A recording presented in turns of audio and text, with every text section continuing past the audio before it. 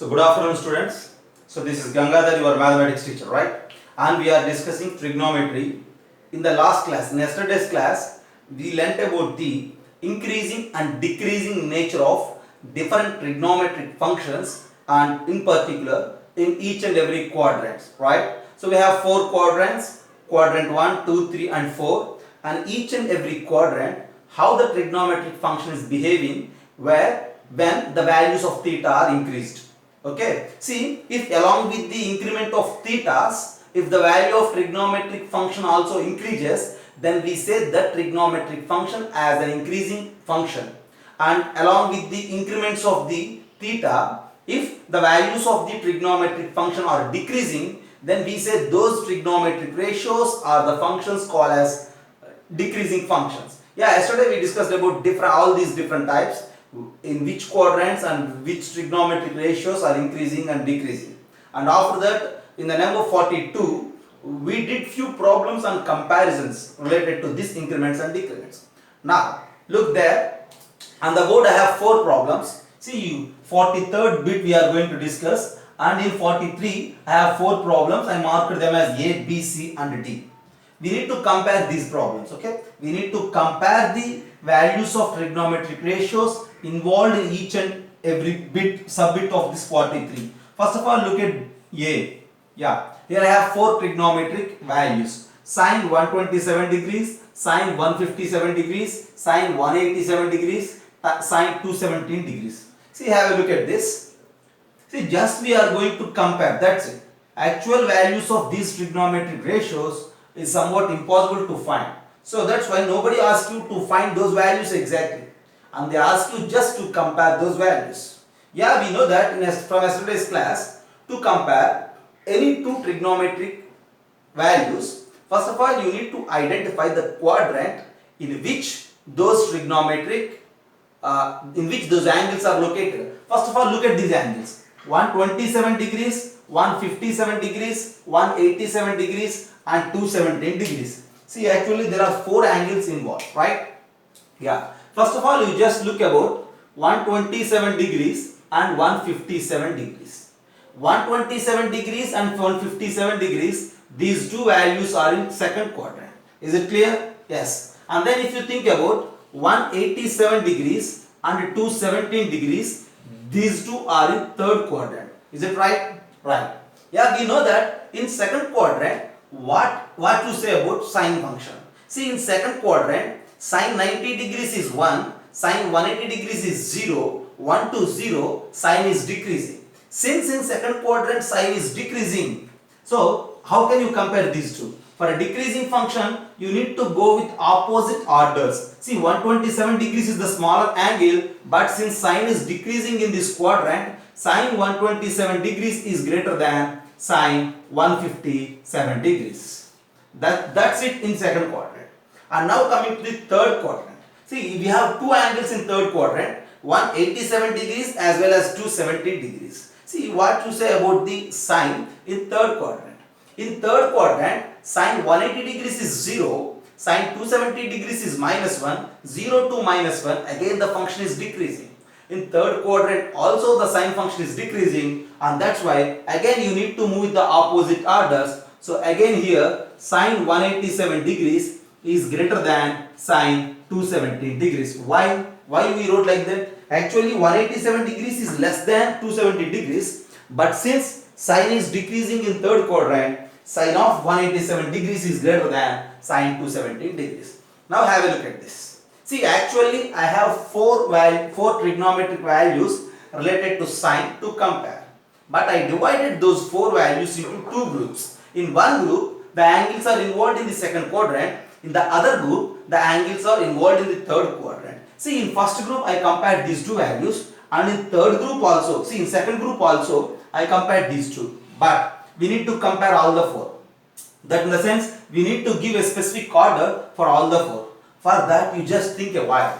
See, if you think in second quadrant the values of sine are positive, in third quadrant the values of sine are negative. So for sure among these four values, these two include in second quadrant, these two are in third quadrant. That's why these two values are positive and these two values are negative, because these angles are in second quadrant and these angles are in third quadrant. And now how to compare? See, since these are negative and these are positive, out of these four, for sure these two values are more than these two. And now stop here. See, if you look at these two values, these two are for sure greater, and among these two, sine 127 degrees is greater than sine 157 degrees. Out of these four, first identify that these two are greater, and among these two, just identify that this is the greater one. So among all these four, sine 127 degrees is the greatest one, so just give it a rank as 1, and then sine 157 degrees is the second rank. So these two are larger. After that, these two are smaller because they are negative. And in these two angles, as I mentioned you, sine 187 degrees is greater, so this is third and this is fourth. And at the end, this is again the same order, 1, 2, 3, 4. Okay. See, for all the problems you won't get the same order. Okay. For this question, after analyzing everything, we identified that the order is same again. This is the largest one and that is the smallest one. Right? For different problems you may get different orders actually. Right? I have a problem and I am moving to find an order between the values of trigonometric functions, but at the end I arrive to a position where the order is same. See, 1, 2, 3, 4. Right? Have a look at this. Once again, I will give an explanation for this bit. Look there, I have actually 4 trigonometric values related to sine, and we need to compare those 4 values. See, we need to arrange those 4 values in descending order or maybe in ascending order. And now, see, to compare those values, first of all, divide those 4 values into 2 groups. See, in one group, I have 2 values where the angles are located in second quadrant. In another group, 2 values where the angles are located in third quadrant. And from the yesterday's class, it is very clear that sine function, sine ratio is decreasing both in second quadrant as well as in third quadrant. So first of all, you just compare in second quadrant. See, sine 127 degrees is greater than sine 157. And in third quadrant, sine 187 degrees is greater than sine 270 degrees. Yeah, see, look all these angles, and these two are positive and these two are negative. So in the second quadrant, this is greater, this is smaller. In the third quadrant, this is greater, this is smaller. Overall, if you look, and this is the order for these 4 angles, right? So you need to compare quadrant wise. Okay, direct comparison of 4 values may be possible here, but sometimes it is not possible, right? That's why I just divided the problem into 2 bits, values of quadrant 2, values of quadrant 3, and then I just compared those 4 values. This is what the first bit, and then in a similar fashion we need to compare the B, C, D also. Just have a look at this first. Look there now, how to compare B, C, D. I think the comparison of these are somewhat simple, okay, right? B is very easy, I think so. If you look at B, the 2 angles involved here are 145.5 degrees is one angle, 237.86 degrees is another angle. And we need to compare the tan of the first angle and tan of the second angle. And if you think this first angle is in quadrant 2, whereas this angle is in quadrant 3. And we know that tan ratio, tan function is negative in second quadrant and is positive in third quadrant. It is clear? So tan of this 237.86 degrees is a positive value and tan of 145.5 degrees is a negative value. This is a negative value and this is a positive value. Then it is very clear that this positive value is the greater one and this negative value is the smaller one.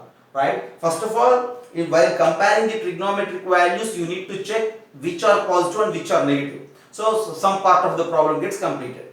After that, among the positive, you need to identify the quadrant and think about the increasing and decreasing nature of the function. And among the negatives, identify the quadrant and think about the increasing and decreasing nature of the trigonometric functions. Right? And that's about the second bit, where the second value is greater and the first value is smaller. And now look about the third bit, C, where it is given that what cosecant 1 degrees as well as cosecant 1 radian we need to compare. Yeah, see, cosecant 1 degrees and cosecant 1 radians, these two we need to compare. See, 1 degree is enough, we know it, okay? But what to say about 1 radians? That's what you need to identify. 1 radians is how many degrees? Say 1 radians is, as I told you in the class where the relations between the degrees, grades and radians is discussed. From there you get that 1 radian is equals to 180 by pi degrees. See, this pi is nothing but a number actually on 3.14, and on simplification you get its approximate value is 57 degrees. Right? And now if you look there, see, this angle is 1 degree, this angle is 1 radian. So this is in terms of degrees, this is in terms of radians. The direct comparison is not possible. That's why we converted this 1 radian also into degrees, and its approximate value is what? 57 degrees. Now what we have at the end? Now we have that cosecant of 1 degree and cosecant of 57 degrees. That's what we need to compare at the end. Okay. Now see how to compare. See, 1 degree and 57 degrees. Here, both the angles 1 degree and 57 degrees are in first quadrant.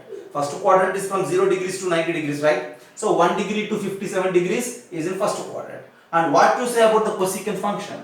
See, or you may think about the sine function also. Sine 0 degrees is 0, sine 90 degrees is 1. So in first quadrant, sine function is increasing.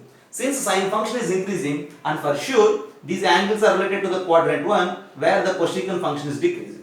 And again, since cosecant function is decreasing, you need to follow the opposite order. So in following opposite order, 1 degree is the smaller value, so this cosecant 1 degrees is the greatest value when compare this cosecant 1 degrees and cosecant 57 degrees. That's what I am saying. If the trigonometric function, involved function is increasing, then you need to identify the greater value, greater angle will give us greater value. But since the function is decreasing, lesser angle will give us the greatest value. That's what I located this cosecant 1 degrees as the greatest value among these two. And that's the comparison between cosecant 1 degree and cosecant 1 radian. So once again look there, while comparing the trigonometric values, first of all you need to identify how the angles are given. See, if one is in terms of degrees and the other is in terms of radians, you just try to convert those radians into degrees by taking that 1 radian as approximately 57 degrees. After that conversion, it is easy to compare these two, right? Yeah, and that's C. And now think about the D.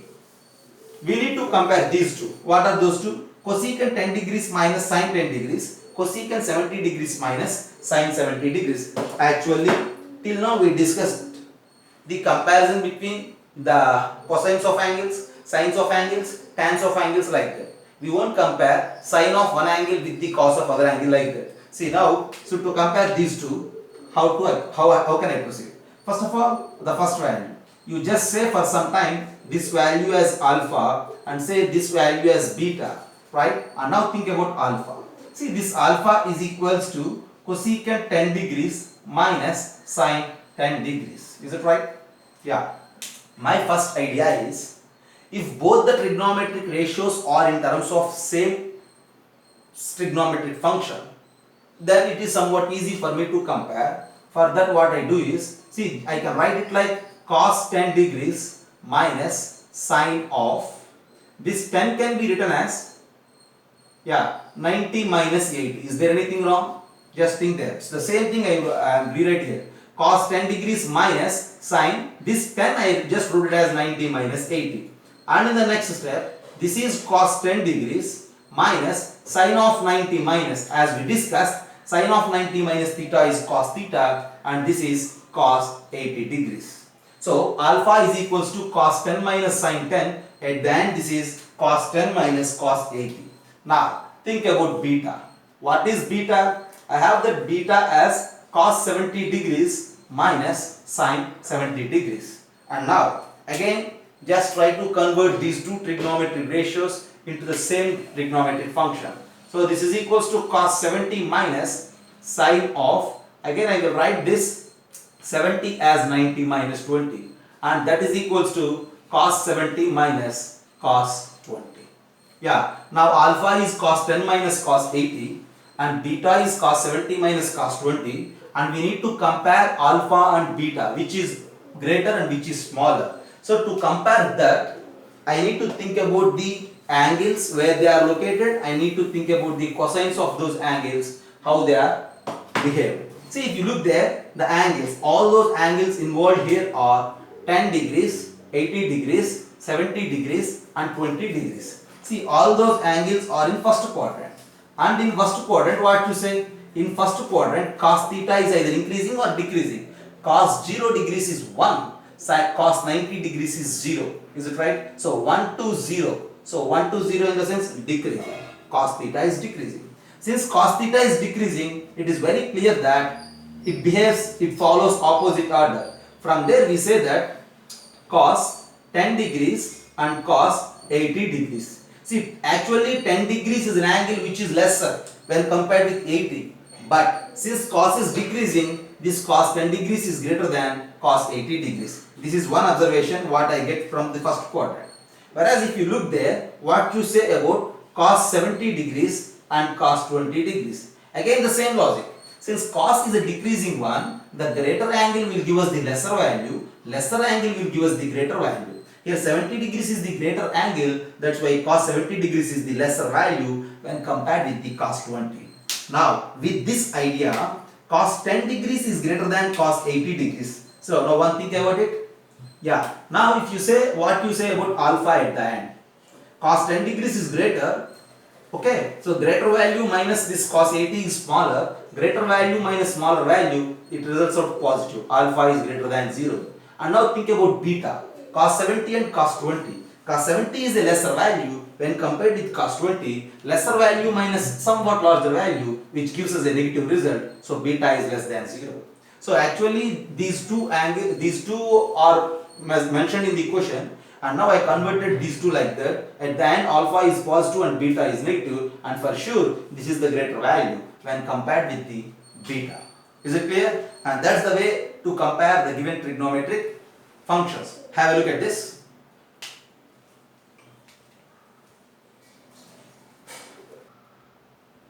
Yeah, domain and ranges. See, trigonometric functions. Okay, what we have? See, we have the trigonometric functions as sine theta, cos theta, tan theta, cot theta, cosecant theta, all those things, right? Yeah, theta is the angle. See, actually what? Theta is an angle and its corresponding trigonometric ratio. Sin theta is what? Is a number. Is it right? See, theta is an angle and sin theta is a number, and in particular this angle usually we say it as real angle, because the angle may be 10 degrees, 11 degrees, 12 degrees, 11.5 degrees, 12.3 degrees, like that. Okay, so we say it as real angle, and the number is also a real number. Okay, yeah, that is the sense. What I am going to tell you is, if I have sin theta, for suppose, actually there are 6 trigonometric ratios. Let us continue my discussion with sin theta. For suppose if I have sin theta with me, yeah, treat that sin theta as a mission. Okay, treat that sin theta as a any instrument or a mission or any software system or app or like that. Okay, see what inputs you are giving for that mission and what outputs you are getting from the mission. That's what you need to think, right? See, sin theta is just, imagine it as a mission. For that mission, see, thetas are your given inputs and sin theta values are the given outputs. See, sin theta is a mission. If I give the input as 0 degrees, then it results out sin 0 degrees as 0. If my input is some 45 degrees, then the mission gives us 1 by root 2 as an output. So if depending on my input, the mission gives us some outputs, right? By treating that sin theta as a mission. Yeah, and now see which values which are possible for as an inputs are mentioned as the domain, and which values are coming out as outputs are mentioned as range. You need to think like that. Okay, domain is just nothing but given inputs. Okay, possible inputs of the mission, possible inputs. Okay, possible inputs are, we call them as domain, and possible outputs we call them as range. Possible inputs for theta, possible inputs of angle. Okay, possible outputs for the trigonometric ratios. That's what we need to think. So for suppose you may start with our discussion with sin theta. Yeah, what are the possible inputs for sin theta, right? What are the possible inputs for sin theta? You just think that any angle is possible for sin theta. So all real values, here theta is any real. Okay, theta is any real, all real values are possible for theta as an angle, and you will get different answers for sine thetas. But all those values are in between minus 1 and sine, minus 1 and 1.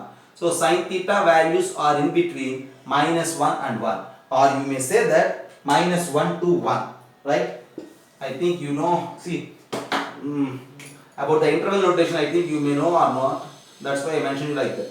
The results, the outputs, the ranges are in between minus 1 and 1. Once again, I am telling you, you just treat that sine theta as a mission. You just give different inputs for that mission. Always the outputs are in between minus 1 and 1. You may give very larger value. You may give some unknown value. You may give a known value. You may give a small value for that mission. Any value as you wish, just give for the mission. But the mission always gives only the values which are in between minus 1 and 1 as outputs. That's why we say that the range of that sine theta is in between minus 1 and 1, whereas the domain is all real values. That's what I am saying, right? See, since the range is in between minus 1 and 1, we write it like minus 1 to 1.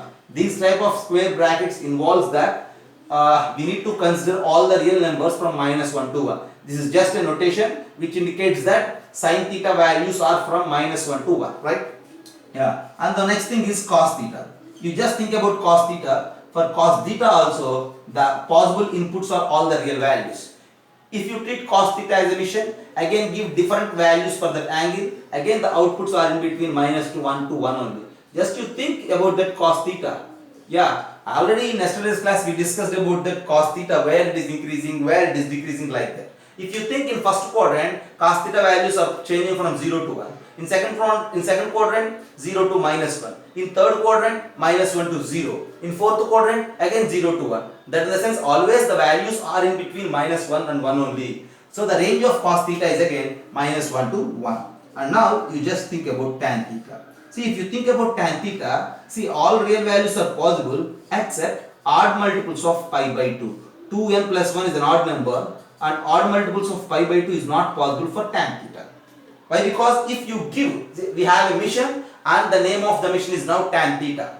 And if my input is an odd multiple of 90, like 90 degrees, 270 degrees is my input, then the mission won't give any output, it gets struck, okay? Because tan 90 degrees, tan 270 degrees, all those values are very unknown larger values. See, we usually say them as infinite, but actually we don't get any value. That's why these values are not possible as inputs. And what to say about the outputs? See, as we discussed, tan theta is from minus infinity to infinity. You may get any value as tan theta for different given angles as inputs. So, at the end we say that for sine theta and cos theta, the domain is real numbers, whereas for tan theta, the domain is real numbers minus tan 2n plus 1 pi by 2. And for sine theta and cos theta, the ranges are from minus 1 to 1, whereas for tan theta, minus infinity to infinity. Since minus infinity is not there in the range, infinity is also not there in the range. That's why I am using this open parenthesis instead of this square parenthesis, right? So minus infinity to infinity means all the real numbers from minus infinity to infinity are included in this interval. Just have a look at this. This is something about the domain and ranges of the trigonometric functions for sine, cos and tan. And then I will give you for cosecant and secant cot also. Yeah. Now first of all, coming to cosecant theta. For all those things, for all those trigonometric ratios, the angles are real only. But from those real numbers, we need to eliminate some angles. Okay. Cosecant theta. Whenever cosecant theta is infinity, cosecant theta is infinity for 0 degrees, 180 degrees, like that. So its domain is real numbers minus 0, 180 and so on. Okay. You may say it as even multiples of 90 also. Okay. Since you are getting some confusion there, I am mentioning all those angles separately instead of the 2n plus pi. So the domain of cosecant theta is real numbers minus 0, 180 and so on. And what to say about the codomain? See, range. The range is just nothing but for cosecant theta, it is reciprocal of sine. If you think about in different quadrants, the cosecant theta values are from minus infinity to minus 1. You will get the values from minus infinity to minus 1 and then 1 to infinity. Okay, the cosecant theta values are from minus infinity to minus 1 and 1 to infinity. That in the sense, we write it like this: minus infinity to minus 1 union 1 to infinity. You need to collect all the values from minus infinity to minus 1 along with the values from 1 to infinity. This is the range. Okay, and take any value in the place of theta. You won't get cosecant theta as a number which is in between minus 1 and 1. Okay, and similarly for secant theta. Secant theta is also all the real angles minus you need to locate some angles where it is what we say infinity. And think about that, where the cos is infinity. Cos 0 degrees is 1, cos 90 degrees is 0. So again secant theta is also infinity at 90 degrees, 270 degrees, like that. So you need to eliminate all these angles from real numbers and that's its domain. Again the range for secant theta is also from minus infinity to minus 1 and 1 to infinity. And we usually write it like this: minus infinity to minus 1 union 1 to infinity. So you won't get secant theta value which is in between minus 1 and 1 for any theta. Okay, then coming to cot theta. And now look at this, where cot theta is infinity. Cot theta is again infinity if tan theta is 0. Where it is 0 at 0 degrees, 180 degrees and so on. So from the real angles, if you eliminate these angles where the cot theta is infinity, that's the domain, and the range here is again minus infinity to infinity. That in the sense all the real numbers. You may get any real value as an answer for cot theta for a given theta. Right? Look at there once again. Right? See, since it is first time since it is first time as we are discussing about the domain and ranges, that's why I include all these things. Okay? Yeah. Once look there, for sin theta the range is minus 1 to 1, for cos theta the range is minus 1 to 1, for tan theta and cot theta the range is all real numbers minus infinity to infinity, whereas for cosecant theta and secant theta the range is minus infinity to minus 1 union 1 to infinity, which is not included in between minus 1 and 1. Okay, so in trigonometry we just use most of the cases only about the ranges. Okay, you just don't think about the domains, that's just know it, that's enough. Okay, but while solving problems you need to come across different situations where you need to use the range concept, right, at first. Okay, right, have a look at this.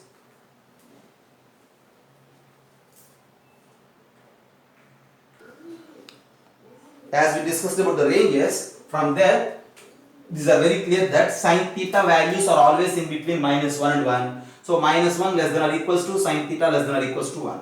And think about cos theta. Cos theta values are also in between minus 1 and 1. So I can write it like that: minus 1 less than or equals to cos theta less than or equals to 1. For any theta, take any value in the place of theta. For sure that cos theta value lies in between minus 1 and 1. And now if you think about tan theta, for different values of tan theta, you will get different answers, but all those answers are just in between minus infinity to infinity.